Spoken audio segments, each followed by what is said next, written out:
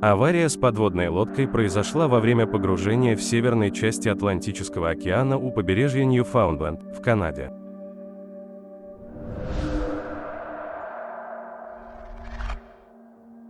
«Титан» — это небольшая подводная лодка, ориентированная на туристов, которой управляет компания OceanGate и которая предназначена специально для проведения платных экскурсий по местам крушения «Титаника».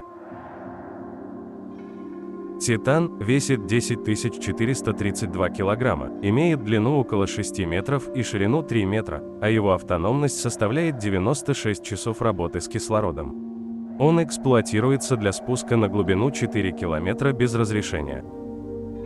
Так как иллюминатор судна имеет допуск на спуск только до глубины 1300 метров, компания отказалась платить доплату за сертификацию установки иллюминатора до 4000 метров глубины. «Титан» мог двигаться со скоростью до 3 узлов с использованием 4 электрических двигателей, 2 горизонтальных и 2 вертикальных. Его рулевое управление состояло из беспроводного игрового контроллера LOICH F710 секунд модифицированными аналоговыми джойстиками. «Титан» может вместить 5 человек во время миссии, 2 часа спуска, несколько часов исследования обломков «Титаника» и 2 часа возвращения на поверхность. У «Титана» нет средств слежения, обычно он находится в постоянном контакте с кораблем на поверхности, который передает свое местоположение в режиме реального времени, в данном случае с ледоколом «Полярный принц». Согласно архивной версии веб-сайта оператора, для участия в туре по местам крушения «Титаника» не требуется предварительный опыт дайвинга. Кандидаты должны быть не моложе 18 лет на момент начала поездки и заплатить $250 тысяч США, согласно архивной версии маршрута, которую видел CNN, которая больше недоступна на их веб-сайте. По данным OceanGate, «Титан» никогда не проходил независимую сертификацию, потому что его конструкция была бы слишком инновационной для сертификации. Однако даже без такого разрешения его можно было использовать в нейтральных водах. Поскольку «Титан» работал в международных водах и не перевозил пассажиров из порта, на него не распространялись правила безопасности. Судно не было сертифицировано как мореходное ни одним регулирующим органом или сторонней организацией. Путешествие было забронировано в начале 2023 года. Стоктон Раш, директор компании OceanGate, обратился к бизнесмену из Лас-Вегаса Джею Блуму с 2 билетами со скидкой, предполагая, что он и его сын будут в поездке. Миллиардеру предложили цену в $150 тысяч за место, а не полную цену в $250 тысяч. При этом Раш заявил, что это безопаснее, чем переход улицы, но Блум отклонил предложение в последний момент из-за конструкции устройства и соображений безопасности. В то время поездка была запланирована на май, но плохая погода задержала ее на июнь. 18 июня 2023 года подводная лодка «Титан» начала спуск к обломкам, во время которого произошел взрыв, в результате которого он был разрушен, а 5 пассажиров погибли. На борту подводного аппарата находились Стоктон Раш, генеральный директор компании OceanGate, Поль-Анри Наржиоле, французский исследователь морских глубин и эксперт по «Титанику», Хэмиш Хардинг, британский бизнесмен, Шахзада Давуд, Пакистано-британский бизнесмен, и его сын Дауда Сулейман. Связь с «Титаном» была потеряна через 1 час 45 минут погружения. Власти были предупреждены, когда он не вернулся в запланированное время в тот же день. После того, как подводный аппарат пропал. В течение 4 дней дистанционно управляемый подводный аппарат ROV обнаружил поле обломков, содержащее части подводной лодки «Титана», примерно в 1600 футов от носовой части самого «Титаника». Район поиска был проинформирован об обнаружении гидролокатором ВМС США USN акустической сигнатуры, соответствующей взрыву примерно в то время, когда связь с подводным аппаратом прекратилась, что позволяет предположить, что прочный корпус взорвался, когда «Титан» спускался, и привело к мгновенной гибели всех 5 пассажиров. Поисково-спасательная операция проводилась международной командой во главе с береговой охраной США, USCG, USN и береговой охраной Канады.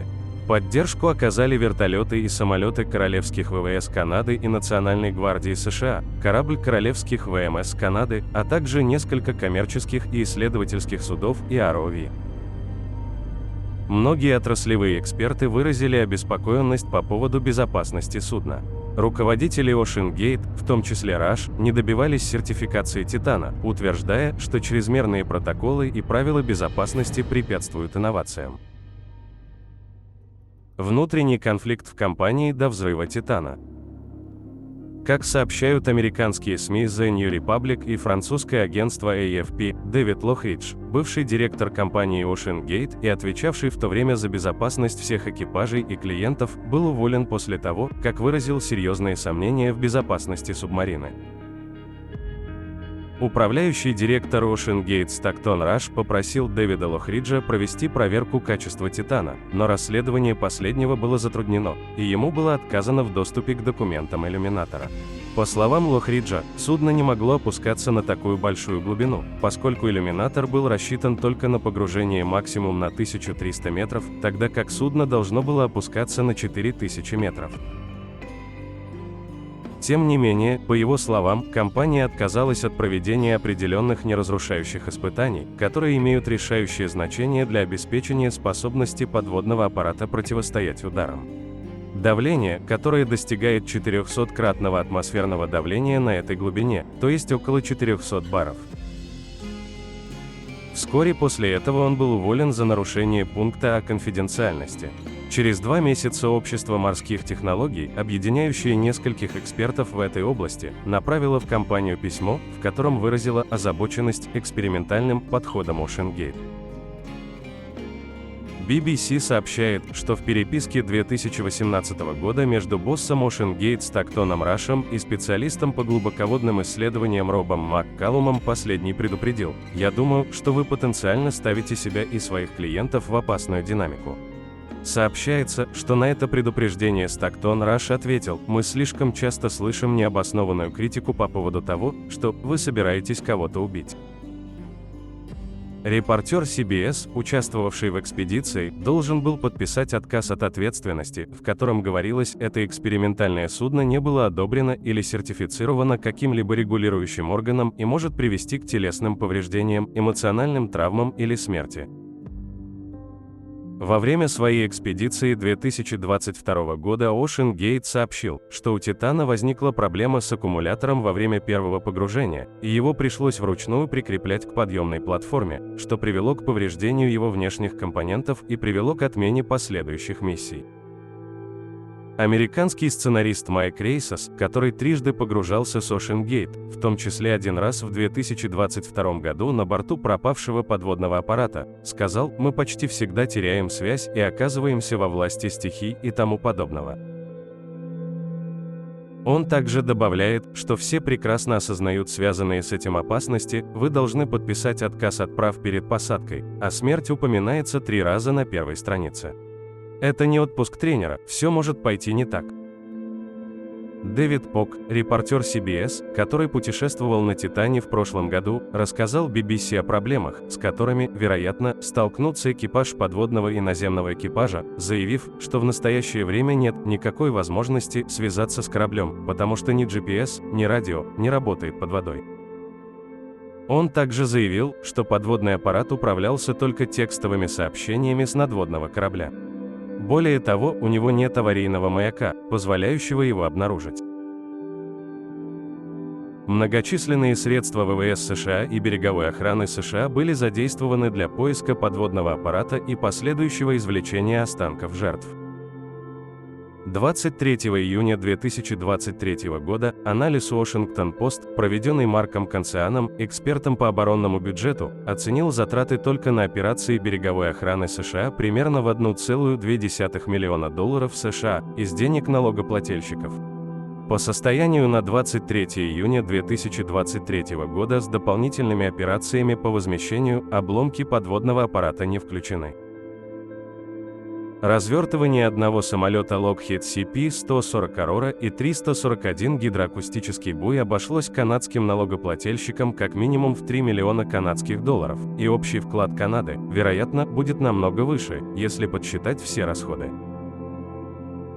Крис Бойер из Национальной ассоциации поисково-спасательных служб сказал, что поиск «Титана», вероятно, стоил миллионы долларов государственных средств, однако береговая охрана США отказалась дать оценку, заявив, что они не связывают затраты со спасением жизни.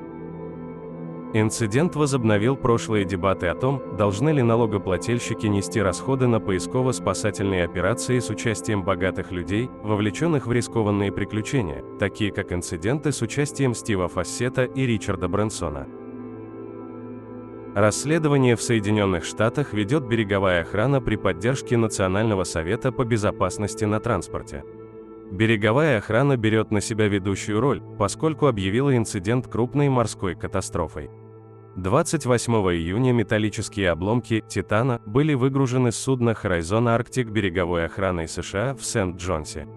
Представители береговой охраны США сообщили, что среди обломков были найдены посадочная рама подводного аппарата и задняя крышка.